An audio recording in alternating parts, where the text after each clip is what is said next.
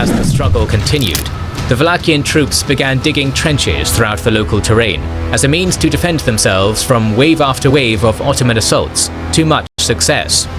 World War I? We're doing World War I tactics now? Alright. First major Ottoman defeat. Let's see. Upon launching his blockade of Constantinople during the early months of 1394, Sultan Bayezid I had launched a series of events that would put him face to face with a great crusader army at the gates of his sultanate. Oh yeah, I remember last off we left off on the last episode ending. A crusade was finally launched and I was looking forward to this, so let's see, because the Ottomans are just unstoppable right now. We will explore Bayezid's campaigns to subdue the defiant realm of Wallachia in a preemptive strike against the Crusaders, while King Sigismund of Hungary slowly builds a massive pan-European alliance to drive the House of Osman back across the Bosporus once and for all. Bayezid would have loved it if his army's baggage train was light and able to strike fast, but alas he didn't have the futuristic materials and design skills of our sponsor, Ridge. Don't be stuck in the past when it comes. Well, Ridge wallet. Unironically, I thought about buying a Ridge wallet, but I don't care about wallets right now. And I am poor. Well, I'm not poor, but I don't have money to spend on stuff like this. Generals to get a 10% discount. Skip. Hungary was in the process of forming. Wait. I skipped too far. As King Sigismund of Hungary was in the process of forming a crusader alliance in Europe to relieve the blockade of Constantinople, news of a gathering crusader army trickled down to Edirne. Although the European response to the blockade of Constantinople would not be swift, by 1394, Sultan Bayezid I had already begun war preparations at home for the eventual conflict. During this limbo period, Ottoman forts in the Balkans were reinforced and resupplied with new garrison soldiers from Anatolia. Despite these preparations, the Sultan was not one to stay idle and wait for the enemy to arrive at his gates. In only 5 years since acceding to the throne, Bayezid had achieved what no prior Ottoman ruler could have dreamed of. Almost all of Anatolia had been conquered. All major opposition in the Balkans had been crushed. Wow. Wait, hold on. Is this... I thought almost no, like half of Anatolia is still not conquered. What? Wait, I thought like all like here from the Greek island all the way to what's now modern day like on the border of basically the Turkish border. I thought that was what was Anatolia, right? Like geographically speaking, like what is Anatolia, now that I think about it? Like, because I know where the region was, I just didn't know where it ends. So is this right here that the Ottomans control mostly Anatolia, or is this other half also Anatolia? Interesting. And a significant attempt to seize Constantinople was underway. Instead of staying idle, the ambitious Ottoman Sultan planned on going on the offensive in the region to get a head start in the inevitable hostilities to come. To secure his northern borders from the upcoming Crusader invasion, Bayezid launched a surprise military campaign against Wallachia during the fall of 1394. The Ottoman ruler most likely wished to secure control over the Danube River and create a new regional buffer vassal state before the onset of hostilities. Crossing the Danube. Smart. Extremely smart. I can't really say nothing yet, but what I'm waiting for is the crusade. I want to see how this crusade is going to respond to the Ottomans. That's what I'm looking forward to right now. That's why I'm a bit quiet. Okay, I'm gonna see. Okay, you know, let him cook. From near Nicopolis, the Ottoman army made their way north to capture the Wallachian capital of Kotir de Argesh. The Ottoman Sultan thought that through his lightning campaign into the region, Mircea I of Wallachia would have no choice but to bow down to his rule. However, after a few days of raiding and burning the countryside alongside the Danube, no response came from the Wallachian voivode. It was only after Bayezid began his forced march into the forested interior of the region that he would be met with the first signs of local resistance. As he knew he did not have the men or resources to stand up to the Ottomans head-on, Mircea employed his Wallachian skirmishers to conduct guerrilla operations against the numerically superior invaders. For an entire week, the term guerrilla warfare. Hold on. The term guerrilla warfare, wasn't that a term coined? I'm not talking about the tactic, I'm talking about the term. Wasn't the term guerrilla warfare coined when Napoleon invaded Spain and the Spanish were using that? Wasn't that when the name guerrilla warfare became like a thing? Right? So I wonder, I mean, if I am correct, because I'm pretty sure that I am correct, I wonder what they call this tactic before the term guerrilla warfare became a thing. Really makes me wonder. Head-on, Mircea employed his Wallachian skirmishers to conduct guerrilla operations against the numerically superior invaders. For an entire week, the Ottoman host was harassed by Wallachian hit-and-run attacks while they marched through the unfamiliar lands. Exhausted from the forced march and sustaining heavy losses, the Ottoman army made camp near the Agesh River. Refusing to let the Muslim invaders catch a breath, on the night of October 10, 1394, Mircea ordered a surprise ambush. Masked underneath the Wallachian forest, the resilient voivode, much to the surprise of Bayezid, descended upon the main Ottoman camp. The skirmish, later dubbed the Battle of Karananavasa or the Battle of the Trenches, would be a bloody affair as Wallachian and Ottoman troops were engulfed in a fierce and violent melee over the palisades of the camp. On multiple— Damn, my man did not take any chances, bruh. No, but seriously though, I think I would... That's actually not really a bad idea because, like, he's outnumbered, he's outmatched. You know, the best would be to strike when they're kind of lacking. So, very interesting tactic. I can't really, like, say that was a bad tactic because when I was reacting to my Rise of Islam yesterday, go check it out if you haven't checked it out. What I saw was just like the latest episode that I reacted to. Oh my gosh, I was like, what in the world?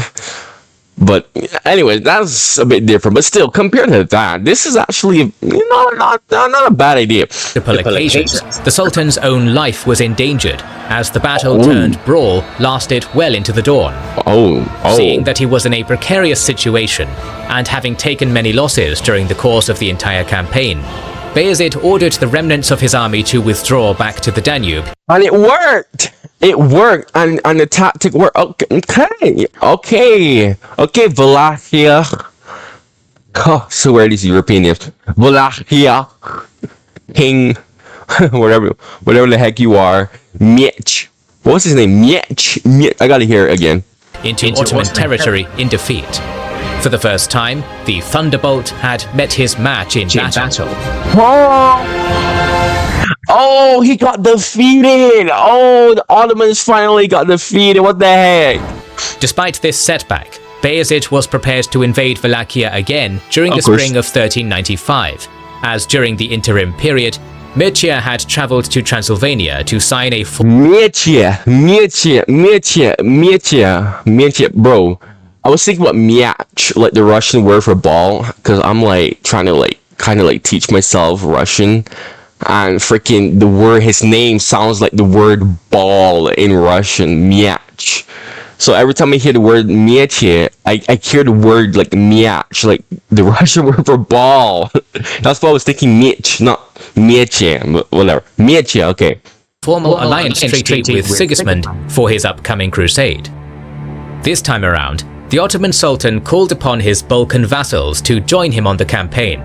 Oh my gosh, dude. Okay, so in my last Ottoman reaction that I did do, that it was actually kind of hilarious, right? How the vassals were just like willfully more loyal to the freaking out. Oh my god, that set me back from laughing. But it was actually hilarious to me just how the vassals of Europe were more loyal than the actual like Ottoman, I don't know, citizen, subject. I don't know what they're called, because today, you know, when you're from a country, you call it citizen, but subject, right? It would be a subject, because I think it would be subject, right? Like Ottoman subject, right? But the point is, it was just more hilarious how the vassals were more loyal than the actual, like, you know, people of the Ottoman Empire. And some people explained to me in my comments that usually because they were either like blackmailed or they would literally have like hostages and whatnot. Which make a lot more sense to me now, right? Now that I actually hear that, I'm like, okay, now it makes more sense why the vassals like freaking willfully. They weren't willfully doing it. There was a catch, basically. But still, dude, that was actually like mad freaking hilarious in that last episode that I did, dude. Go check it out if you haven't checked it out. With Sigismund for his upcoming crusade. This time around, the Ottoman Sultan called upon his Balkan vassals to join him on the campaign. Powerless to decline, Marko Mjernjavtovic of Prilep, Konstantin Dejanovic of Velbajd, and Prince Stefan Lazarevic of Moravian Serbia would all personally lead their retinue of soldiers into the Sultan's camp in Bulgaria, and once again swear loyalty to their Muslim liege. Bro! Oh my gosh, and you're telling me that not one of them would decide, hey, let's go kill this guy. Let's go kill this guy. Like, hey guys, the Europeans are trying to stop this guy. Why not make an alliance together and help the other Europeans and betray him? Come on, this is common back then. Why would they not do that?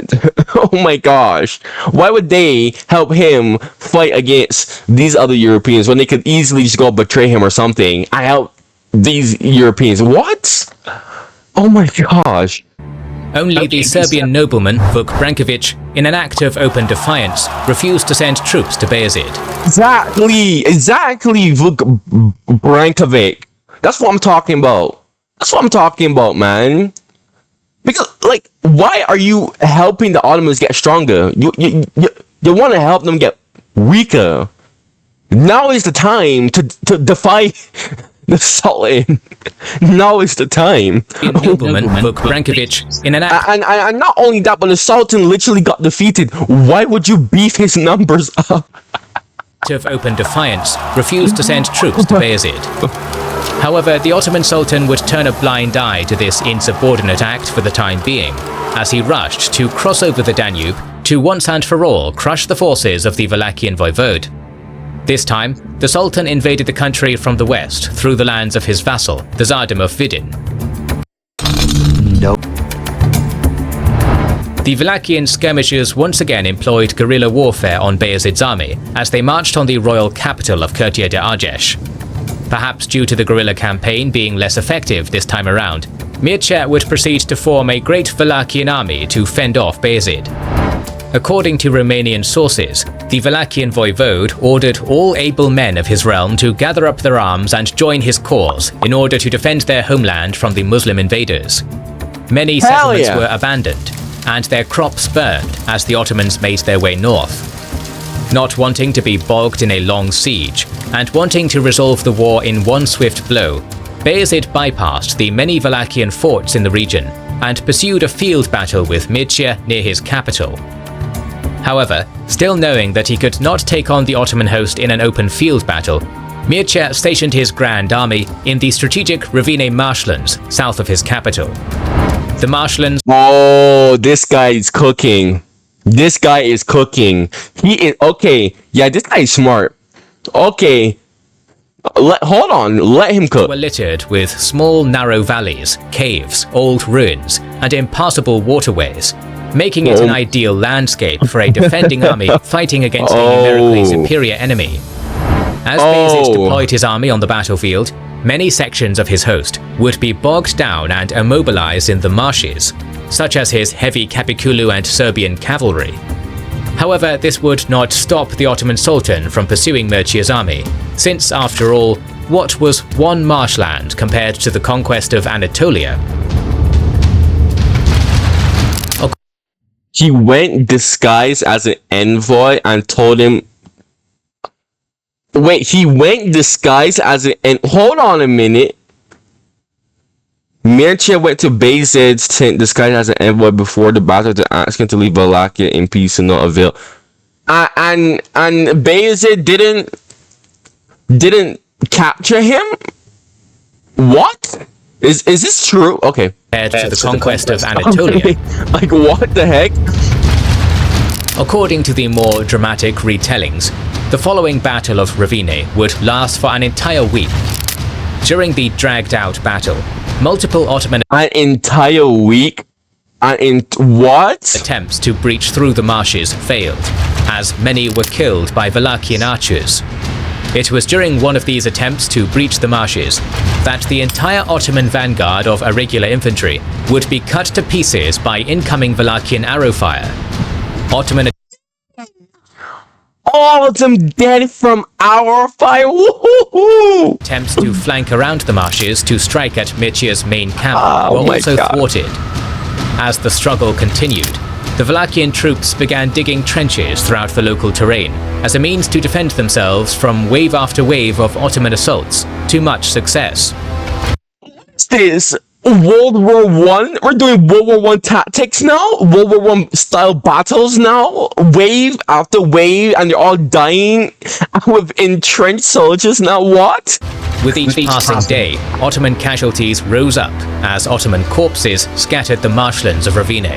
Oh my Amongst god. the dead were Bayezid's Serbian vassals, Marko Munjevcevic of Prilep and Konstantin Dejanovic of Deserved. Hey bro, I'm just saying, like, what? Deserved. Bashed. Only after a surprise Wallachian nighttime assault on the main Ottoman camp did Sultan Bayezid conclude that further attempts to break through the marshes were futile. Cutting his losses short and withdrawing from the battlefield, Bayezid once again abandoned his campaign against Wallachia. The Battle of Rovine had ended in a decisive victory for the Wallachian voivode, even if it came at a great loss in manpower, as he defeated an Ottoman army multiple times the size of his own host. However, not all was lost for the Ottomans after Rovine. In the months after the battle, Mircea I had become increasingly unpopular since his prolonged struggle against the Ottomans had drastically depleted the principality's military and economic resources. Come on, are you kidding me? But he's beating them back and he's becoming unpopular for what? Eventually, he was deposed by his court rival Vlad I. As Mircea I fled, Hold on a minute. Is this Vlad the Impaler?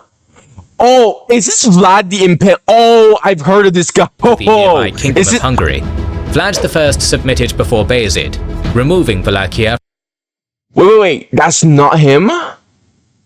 Oh, never mind. Forget what I said. I got so hyped for a second. From the anti-Ottoman Crusader coalition and began to pay tribute to Edirne. Why would he do? Oh my! All of that in vain? Are you kidding me? Oh my god! Although unsuccessful on the battlefield, Oh god, forgive me for saying your name in vain. Oh my, freaking! the Ottoman Crusader coalition and began to pay tribute to Edirne. Although unsuccessful on the battlefield, Bayezid had, through diplomacy, secured his northern border with Wallachia. Now, the Ottoman Sultan turned his gaze back to his Balkan holdings, for he I'm vexed. I'm vexed, dude. Well, if you don't know what that means, it means mad. But like, oh my gosh. All of that in vain. What the heck? crush all remaining opposition in the region before the onset of the Crusader invasion. Upon crossing the Danube, Ottoman armies were ordered to besiege the last Bulgarian holdout of Nicopolis, still held by the relentless Tsar Ivan Shishman. Back during the reign of Murad I, Ottoman forces in the past had tried capturing the Bulgarian fortress town to no avail. However, this time, the Ottomans had more resources to spare for the siege. After a short and one-sided struggle, Nicopolis fell to the forces of Bayezid, thus bringing a formal end to the Bulgarian Empire. Aww. Soon after the siege, Tsar Ivan Shishman of Bulgaria would be first imprisoned, then executed on the orders of Bayezid. After putting an end to Shishman's realm, the Ottoman Sultan continued down south. What is an Ottoman Pasha? Because I'm reading this. What is an Ottoman Pasha? Is that important? Like, read this. Someone answer that question for me. What is an Ottoman Pasha? Serbian holdings. The former lands of the two slain Serbian despots from the Battle of Rovine, Marko and Konstantin, were formally annexed into the Ottoman Sultanate, as they had no male sons to succeed in their seats. In addition to these land acquisitions, during the same period, Bayezid invaded the lands of Vuk Brankovic, the Serbian noble who had failed to supply him with troops during his Wallachian campaign. In a short period of time, the insubordinate Serbian lord would be defeated in battle and imprisoned, while his territories were transferred to the more loyal Stefan Lazarevic. After spending 2 years in an Ottoman cell, Vuk Brankovic, the Serbian noble who defied Edirne since the Battle of Kosovo, died from natural causes. Dude. For the most part, the year 1395 had been kind to the Thunderbolt. The last 12 months had seen Bayezid consolidate his power in the Balkans before the arrival of the Crusaders. The Ottoman Sultan now controlled the major Danube crossing towns of Vidin, Nicopolis and Silistra.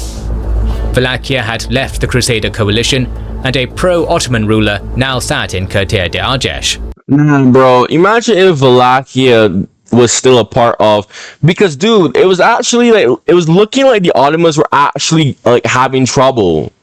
Right? It was really looking like the Ottomans were really like starting to struggle. I'm like, oh fuck, freaking finally, like, you know. But now, oh my gosh, dude. Oh, dude, I'm just so freaking mad, bro. What the? The Bulgarian Empire's dubious ruler, Ivan Shishman, had been murdered and his realm conquered. Lastly, Vuk Brankovic had been deposed, and now the Serbian realm was unified under a loyal Ottoman vassal prince. However, the following year would see Bayezid come face to face with his greatest challenge yet. Since their conversion to Christianity under the Arpad dynasty during the 11th century, the Kingdom of Hungary had been one of Europe's largest and most formidable states. The kingdom was largely located on the rich farming lands of the Great Hungarian Plain, situated at the crossroads of Central and Southeastern Europe. Under the Anjou dynasty, Hungary had expanded its reach deeper into the Balkans during the same period in which the Ottoman Sultanate was also making gains in the region. During the reign of Louis I, multiple wars were fought against Bosnia, Moldavia, Wallachia, Serbia and Bulgaria in order to bring them into the Hungarian sphere of influence. Although many of these states willingly yielded to Hungarian suzerainty initially in order to deal with the growing Ottoman threat, Louis's death in 1382 would end Hungarian dreams of forming a Magyar-led Balkan peninsula. The late king would be succeeded by his... Wow, Hungary, one of my favorite countries in Europe. This is cool. I didn't know Hungary, like, damn, I didn't know Hungary was like that. I know Hungary had a lot of history, but I don't know like a lot about Hungarian history, right? So this is actually really like enlightening to me. Eldest daughter, Mary I, whom herself was married to the son of the Holy Roman Emperor, Prince Sigismund. In the following years, Sigismund would be crowned king, and with the untimely death of Mary in 1395, he would become the sole ruler of Hungary. With the accession of Sigismund also came the first Ottoman raids into Hungary, and thus military preparations were made to strike back at Edirne. The crusade to come would be a vital opportunity for the young foreign king of Hungary to make a name for himself and cement his rule over his Magyar nobles. Oh, okay. While Bayezid was on a conquest spree in the Balkans, King Sigismund had been slowly forming a great European crusader alliance against Edirne. Although Europe had been politically divided during the Western Schism between the popes of Rome and Avignon, Sigismund's European envoys around the continent were fairly successful in gathering support for the anti-Ottoman crusade. Benefiting from the temporary cessation of hostilities between France and England during the 100 Years' War, the Hungarian king had managed... Oh, blows my mind how France won the 100 Years' War. Oh my gosh, dude. The 100 Years' War, dude, it's like one of those like canon historical events that the way how it ended should have never ended, bro. Oh my gosh, I should make a video on that, maybe. Anyways, let's continue. To get favorable responses from the two nations to join his coalition. Also, surprisingly the most powerful man amongst the French nobility, Philippe II of Burgundy, would opt in to become the principal financier of the crusade, raising over 700,000 francs for the Hungarian king. Most likely, the Burgundian ruler saw Sigismund's anti-Ottoman crusade as an opportunity to demonstrate his duchy's newfound power, which had been won in the recent Anglo-French conflict. Philippe's son, John of Navarre, and many other prominent Franco-Burgundian nobles, such as Philippe of Artois, Enguerrand de Coucy, Jean de Vienne, Jean de Carouge, and their personal retinues, would all join the upcoming crusade.